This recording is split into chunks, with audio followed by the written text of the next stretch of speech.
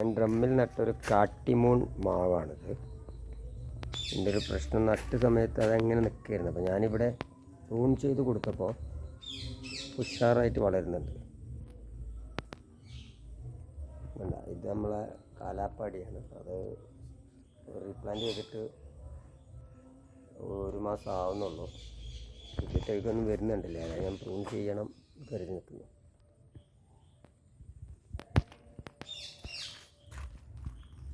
ഇതാണ് നമ്മുടെ മുറ്റത്തെ ഡ്രം കൃഷികൾ.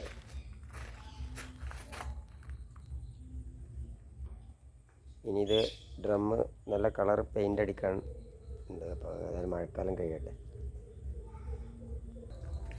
ബെങ്കനാപ്പള്ളിയും ഞാൻ ഇതുപോലെ വളർച്ച കാണാത്തപ്പോൾ എന്ത് ചെയ്തു, അറ്റം കട്ട് ചെയ്തിട്ട് പ്രൂൺ ചെയ്ത് കൊടുത്തപ്പോൾ നല്ല തെഗ് വരുന്നു, പുതിയ തളിര. നമ്മളെ കൃഷികൾ മൊത്തം ഇങ്ങനെയാണ് കേട്ടോ.